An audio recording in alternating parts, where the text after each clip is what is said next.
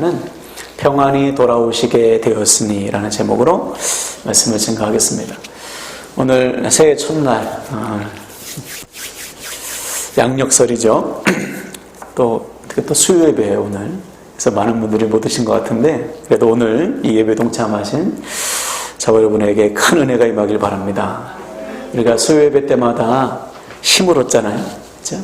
다시금 믿음을 점검하는 시간을 갖고, 그래서 올해도 우리가 쉬운 2번의 수요 예배를 지낼 텐데 매 예배 때마다 우리의 믿음을 다시 뜨겁게 하시고 견고하게 하시고 또 남은 한 주간의 삶을 살아갈 수 있는 힘을 하나님께서 매 수요 예배 때마다 공급해 주실 것입니다.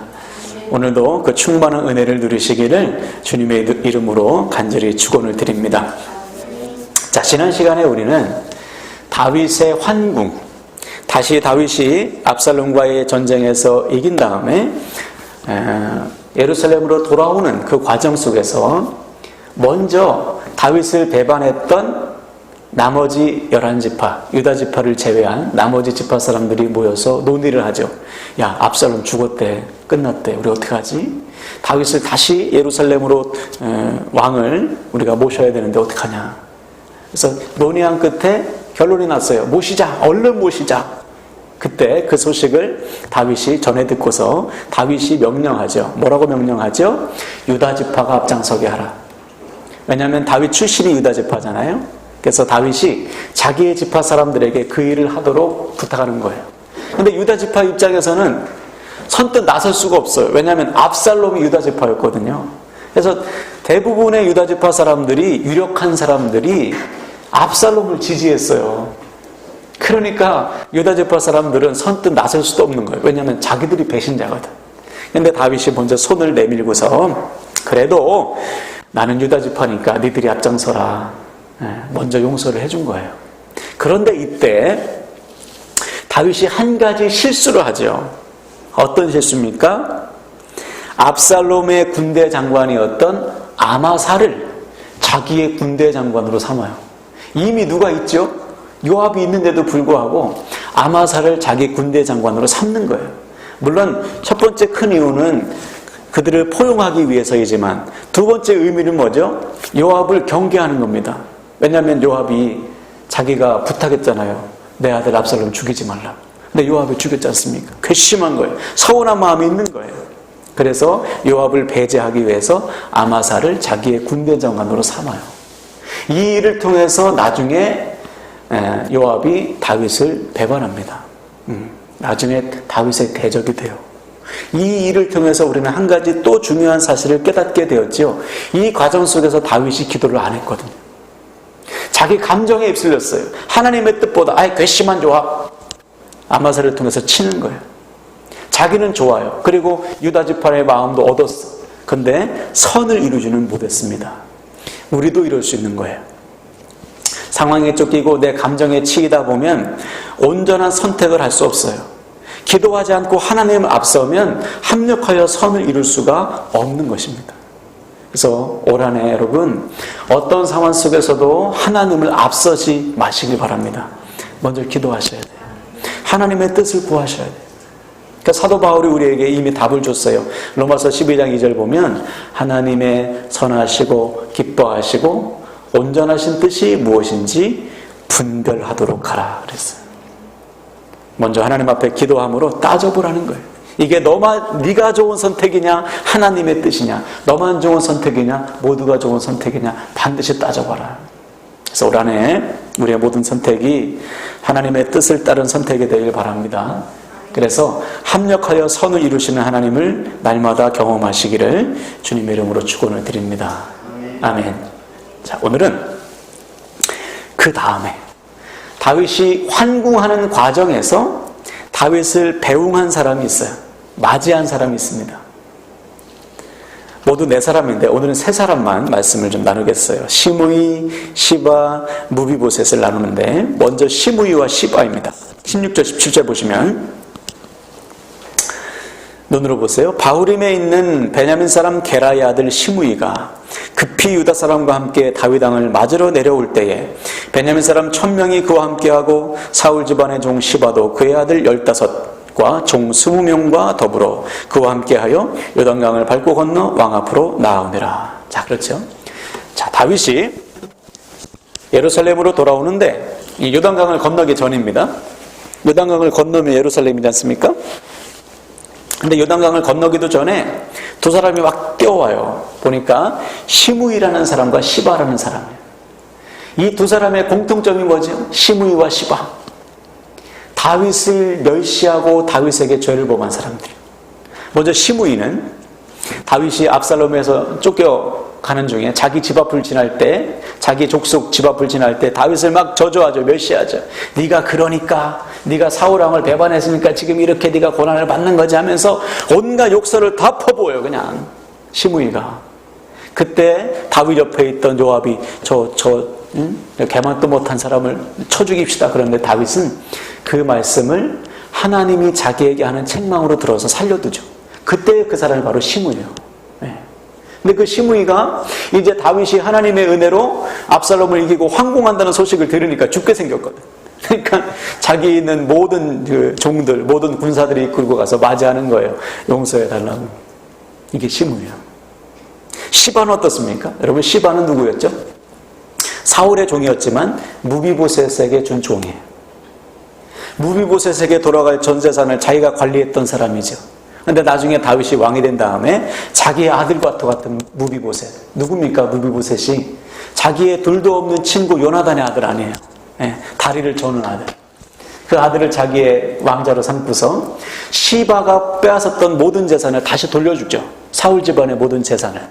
그런데 다윗이 압살롬에게 쫓길 때 시바가 찾아와가지고 거짓말한 거예요.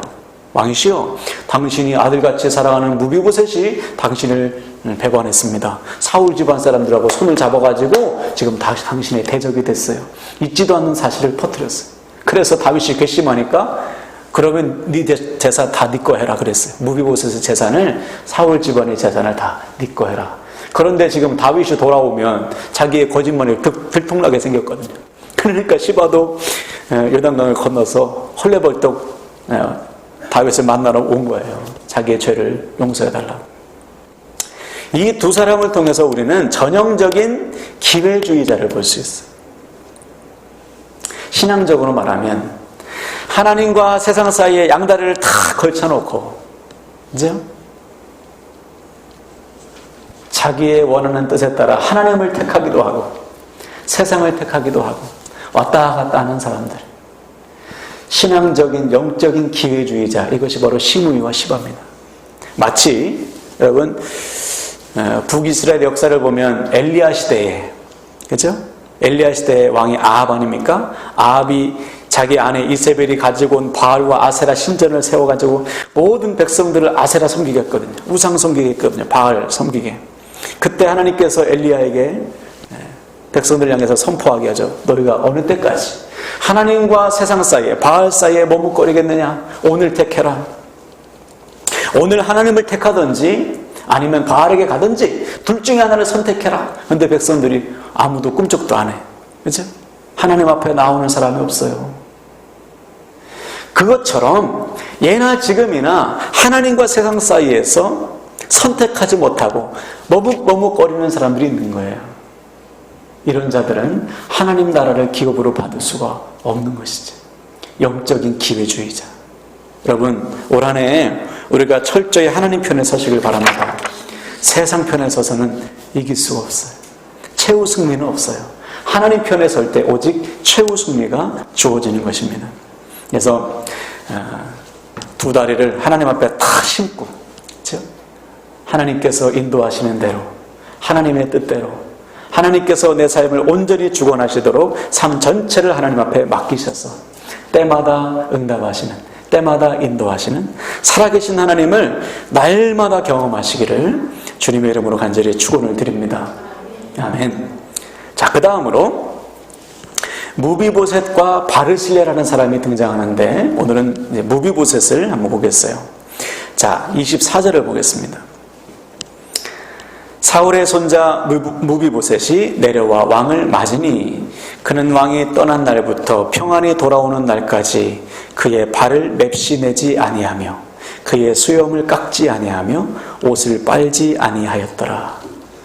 상당히 중요한 표현입니다. 지금 이 무비보셋의 차림새, 무비보셋의 행색을 자세하게 기록하고 있죠. 발을 맵시내지 않았다는 것은 이거 신발도 신지 않았다는 거예요. 맨발로 지금 온 거예요.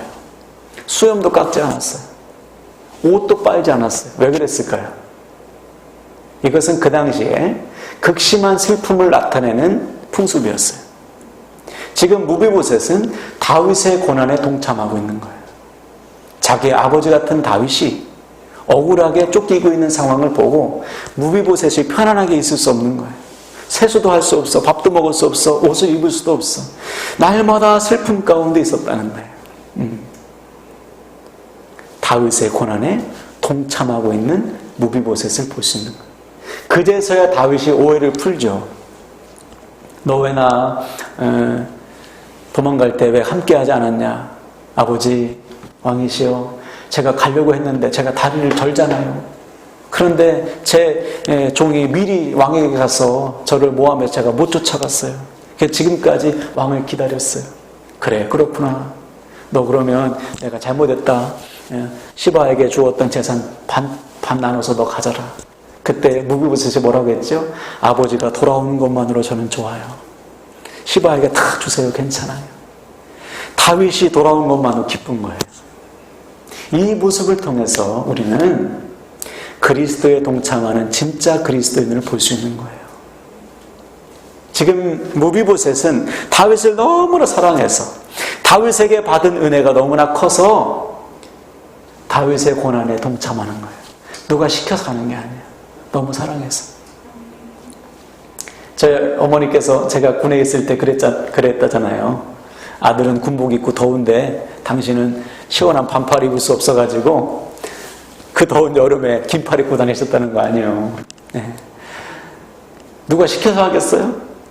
아들을 사랑하니까. 그죠? 아들의 고난도 아니죠. 그 어려움에 동참하는 거 아니에요? 우리가 주님의 고난에 동참하는 것도 마찬가지죠. 우리가 주님을 위해서 삶을 드리는 것도 마찬가지예요. 주님께 받은 은혜가 너무 크기 때문에. 할렐루야. 주님을 우리가 너무나 사랑하기 때문에 누가 시키지 않아도 주님의 고난에 동참하는 거예요. 이것이 무비보셋을 통해서 보는 오늘날의 그리스도인의 모습이에요. 그래서 사도행전 5장에 보면 사도들이요, 복음을 전하다가 잡혀요. 네. 미리 넘겼네요. 네. 저를 보세요, 지금은. 사도들이 복음을 전하다가 잡혀요. 그래서 감옥에 갇힙니다. 하나님께서 천사를 보내가지고 그들을 감옥에서 빼내요. 그리고서 명령해요. 야, 다시 성전에 가서 복음을 선포해라. 예수가 그리스도의 심을 선포해라. 너희들이 만난 부활의 주님을 증거해라. 제자들이 가서 막 증거하거든요. 또 잡혀요. 또 잡혀서 대제사장과 서기관들 앞에 서는 겁니다. 공회 앞에서 재판을 받는 거예요. 다른 죄목이 없으니까 채찍질 한 다음에 너 다시는 예수가 그리스도라고 말하지 말아라. 예수의 이름 예자도 꺼내지 말아라. 그랬더니 사도들이 예 알겠습니다 이러지 않고요. 무슨 말이냐? 하나님의 말씀을 듣는 것이 너희들 말을 듣는 것보다 낫다. 그리고서 이렇게 했어요. 읽겠습니다. 시작. 사도들은 그 이름을 위하여 능욕받는 일에 합당한 자로 여기심을 기뻐하면서 공의 앞을 떠나니라. 그리고 나서 성전에 있든지 집에 있든지 예수가 그리스도이심을 가르치기를 쉬지 않았더라. 이게 42절 말씀이에요. 깜짝 놀라는 것이죠. 아니, 채찍을 맞아도 기뻐해, 매를 맞아도 기뻐해, 죽임을 당해도 기뻐해. 왜? 그리스도의 고난에 동참하는 것이 마땅하다. 받은 은혜가 너무 커서, 이미 받은 사랑이 너무나 크기 때문에 주님을 위해서 사는 삶을 그 자체가 기쁘다. 여러분, 이것이 우리의 삶이 되어야 될 줄 믿습니다. 기쁨에 동참하는, 기쁘게 동참하는 주님의 고난에. 이미 주님께서 나를 위해서 모든 것을 내어주셨기 때문에 그 은혜, 그 사랑을 아는 자라면, 깨달은 자라면 기꺼이 주님의 고난에 동참하게 되는 거예요. 그래서 무비보셋은요, 이 일을 통해서 다윗이 끝까지 책임져요. 끝까지. 사울 집안을 다 처단합니다, 나중에는. 그런데 무비보셋만큼은 살렸다. 하나님도 마찬가지. 여러분, 현재의 고난은 장차 우리에게 주어질 영광과 비교할 수 없어요. 아멘이십니까? 사도 바울이 고백했습니다. 여러분, 고난은 고난으로 끝나지 않고 반드시 영광으로 나타난다. 우리가 주님을 위해서 힘쓰고 주님을 위해서 희생하고 주님을 위해서 눈물과 땀을 흘리면 그것은 반드시 영광으로 나타나요. 올 한해 그것을 체험하시기 바랍니다. 그래서 우리도 오늘 무비보셋이 다윗을 위해서 기꺼이 고난에 동참하듯이 올 한해 우리의 모든 삶이 주님의 고난을 위해서, 주님을 위해서 기꺼이 동참해서 주님께서 주시는 위로를 누리고 주님께서 주시는 승리를 누리고 주님께서 주시는 기쁨을 누리게 되시기를 주님의 이름으로 축원을 드립니다. 할렐루야. 자, 오늘 말씀을 마무리하는데요, 오늘 말씀을 통해서 우리는 다시 한번 결단해야 돼요. 시므이와 시바처럼 세상과 하나님 사이에서 머뭇거리는 삶은 이제 청산하고 이제 그것은 뒤로 하고 오늘부터는 무비보셋처럼 우리도 나를 사랑하시는 하나님을 위해서, 나를 위해서 자기의 생명까지 내어주신 주님을 위해서 기꺼이 우리 삶을 드리시길 바랍니다.